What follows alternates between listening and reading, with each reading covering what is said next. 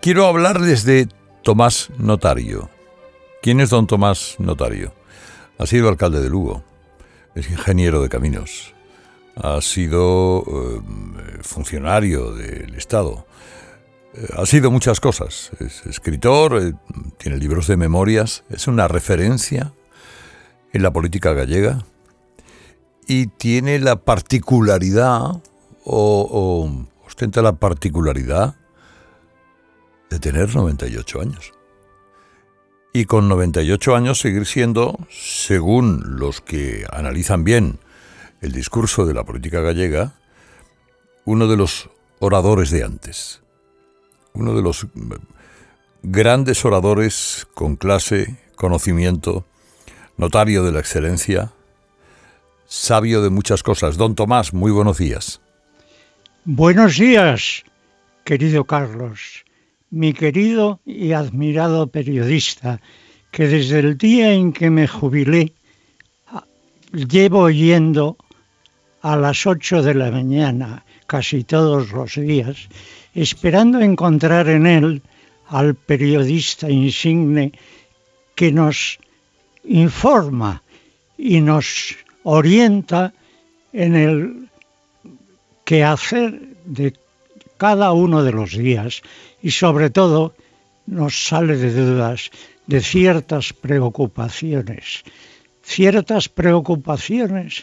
que van en aumento, que han cambiado desde los tiempos en que yo ocupaba algún cargo político, como ser procurador en Cortes de aquella 10ª legislatura en que se produjo la transición política.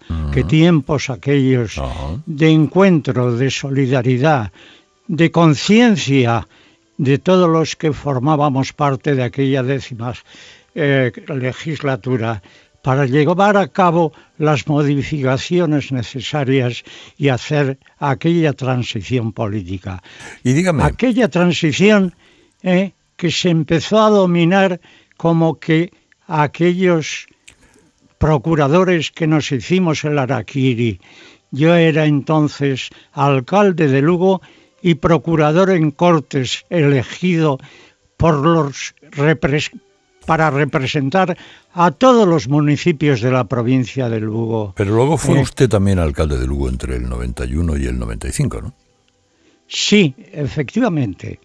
Si en aquella primera etapa mía, muy corta, de 2 años nada más, 76 y 77,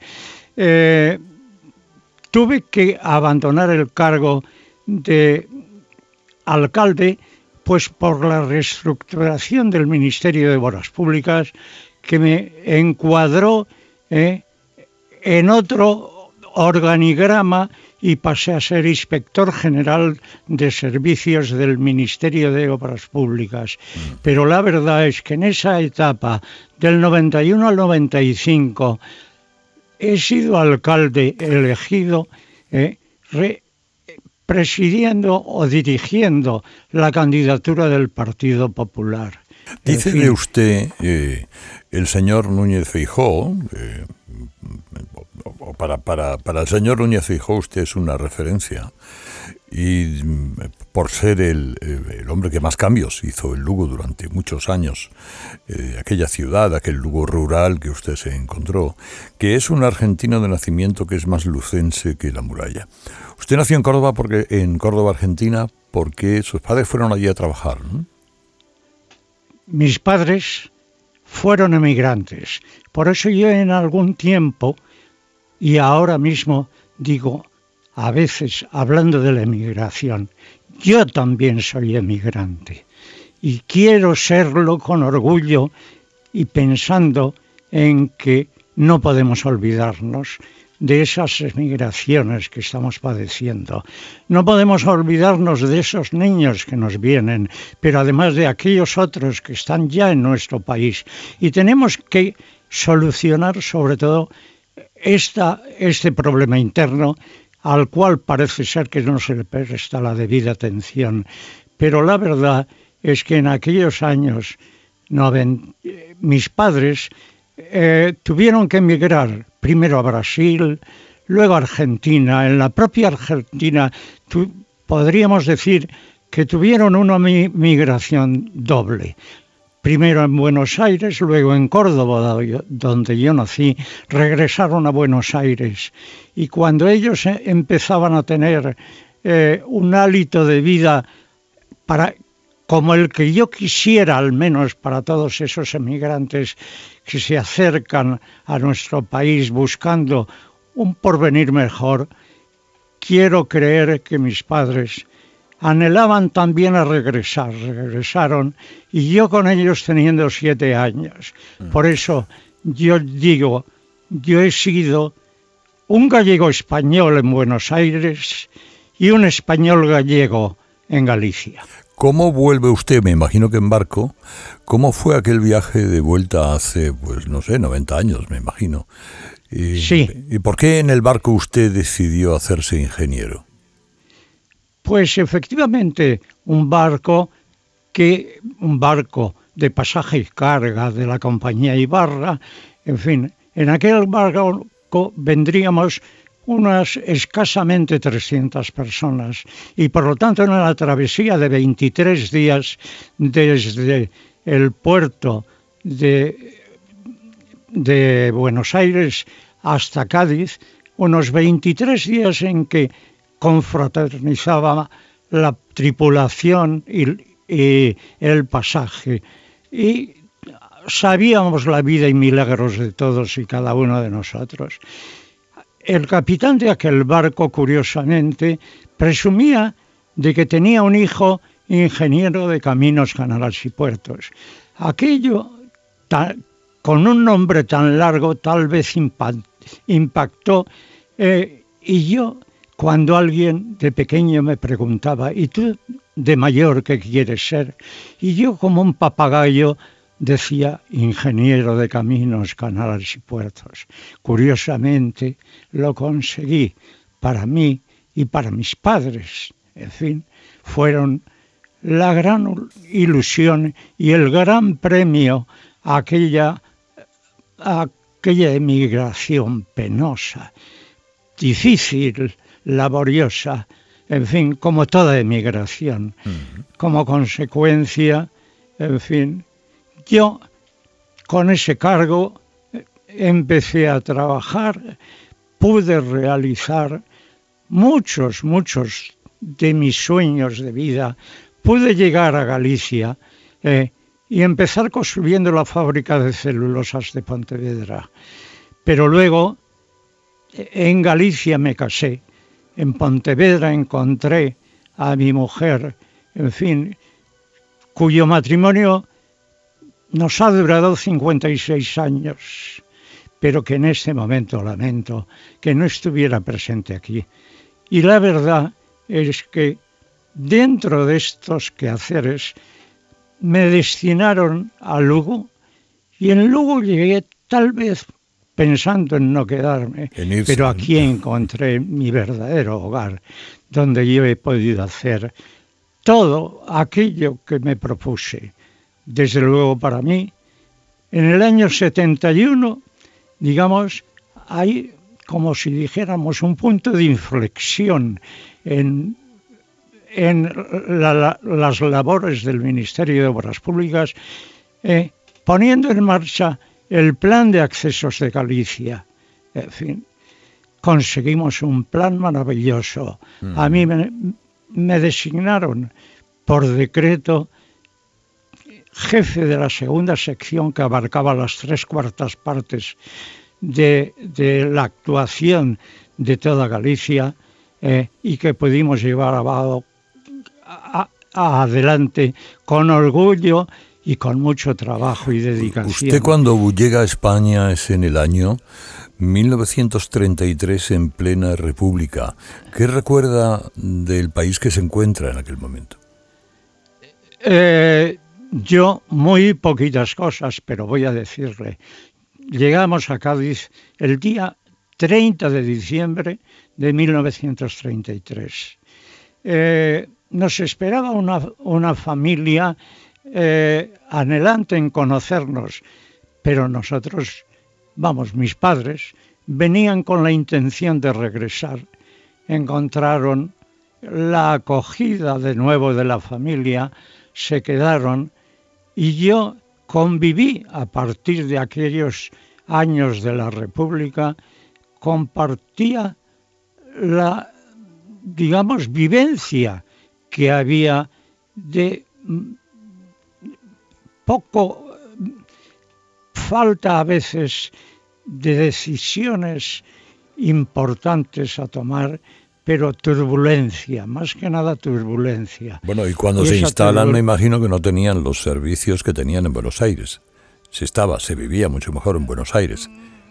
Infinitamente mejor, naturalmente. Yo asistía allí a un colegio, aprendí a leer y a escribir allí en una escuela pública y volví para integrarme en un pueblecito pequeño, un pueblecito de la provincia de Salamanca, de donde era toda mi familia, donde ese pueblecito bilvestre al cual quiero yo tener un recuerdo en este momento, pues emocionado por ser el pueblo de toda mi familia, pero por ser el pueblo donde yo seguí mi formación, donde yo aprendí con un maestro de aquella escuela a preparar el ingreso en mi bachillerato y empezar mi formación aquí. Naturalmente, el pueblo que llegó a tener en aquellos tiempos 1950 habitantes, hoy día está en la zona vacía de España, en esa frontera entre España y Portugal, y el pueblo en ese momento apenas alcanza los 400 habitantes. En Vitigudino, en la comarca de Vitigudino está eso, ¿no? En las arribes del Duero, sí, entre los embalses de Saucelle y Aldea Dávila, embalses en los cuales yo también he participado de alguna forma y han servido de prácticas en mi formación. Grandes embalses, los grandes embalses de España y Europa, que han dado energía a este país mientras salíamos de situaciones difíciles como las de la guerra civil, la crisis debida a la guerra mundial que debimos padecer después, pero que en este momento nosotros hemos conseguido construir otra España diferente, a través de esa transición de la que yo hablaba antes, de esa transición modélica y que en este momento se pretende destruir, cosa que yo ni puedo admitir, ni tolerar, ni consentir. ¿Cómo desde la atalaya de sus 98 años, que por lo que veo son 98 años saludables, tendrá usted sus achaques? No, me imagino, como... Sin duda alguna. Tengo problemas de movilidad porque tal vez por mi inquietud me he caído 2 veces, he roto la cadera y he roto también el fémur de la misma pierna. Pero la verdad es que lo que tengo que agradecer a Dios es que me conserve la lucidez para rebelarme contra la situación española, que es indigna. Yo juré, y todos los españoles aprobamos un referéndum aprobando una constitución, que ahora los que han prometido mantenerla, conservarla y defenderla, en fin, intentan echarla abajo con una ley de amnistía intolerable e ilegal. Pues desde esa atalaya de 98 años que tiene usted, don Tomás, ¿qué mensaje le gustaría dejar a la gente más joven que usted y que yo, que ahora nos está escuchando y que va a ocupar el futuro de Lugo, de Sevilla, de Bilvestre y de todos los lugares de España? Pues sobre todo que tengan siempre ilusión, esperanza, deseos de mejorar, que tengan sobre todo anhelos de libertad, libertad que estamos perdiendo. ¿Y es usted optimista cara al futuro inmediato de esta España que ha conocido de todos los colores? La verdad es que tal vez a mi edad a veces mantener el optimismo es difícil y yo por eso tal vez mi optimismo sea un poco débil, pero espero que a pesar de todo España se ha levantado siempre, España ha mantenido solidaridad, unidad y deseos de integrarse en una Europa a la que tristemente yo veo que debiera ser más tenaz en la defensa de esa Europa en la que todos nos integramos deseando ser un referente en el concepto mundial en que vivimos. ¿Qué consejo le daría usted para finalizar a Alberto Núñez Feijóo? Yo no me atrevo a darle consejos a Núñez Feijóo. Le aprecio, le quiero, le deseo que sea tenaz, sobre todo que sea tenaz. Las cosas que se anhelan, las cosas que se desean, las cosas que se necesitan, en fin, hay que luchar por ellas. Y luchando por ellas, desde cualquiera de los puestos en que la vida nos haya colocado, debemos ser firmes, tenaces y el premio llegará.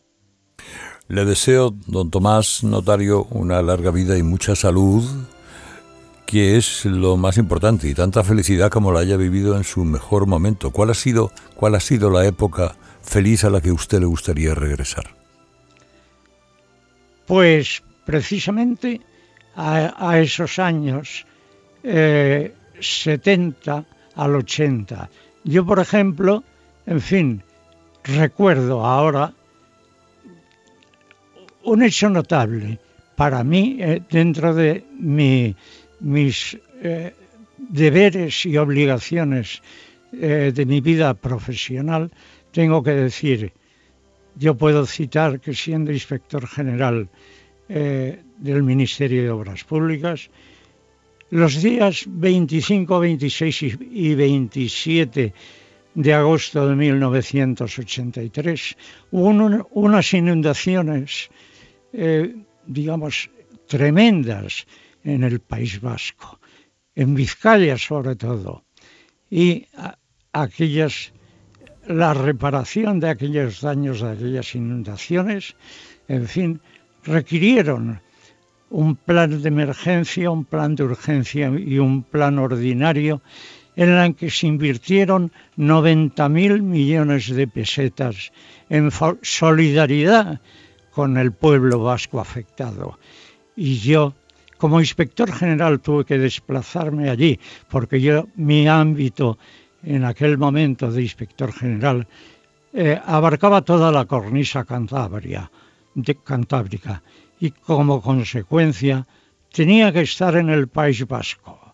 A mí, en fin, me llamó el destino en aquel momento para ayudar con aquellos planes, precisamente en el plan de emergencia. En fin, yo tenía que autorizar sobre la marcha cualquier actuación emergente que surgiera en cualquiera de aquellos puntos de Vizcaya, y yo estoy muy orgulloso de toda aquella labor que me correspondía en aquel momento hacer a mí dentro de mis deberes, pero también de mi solidaridad con aquel País Vasco, al cual amo, pues como puedo amar, pues a todo el resto de España, cómo no, desde Andalucía hasta Cataluña, desde el País Valenciano, Baleares, las Islas Canarias, hasta esta Galicia querida, donde he podido vivir y ser feliz haciendo lo que en cada momento estaba a mi alcance y se me pedía.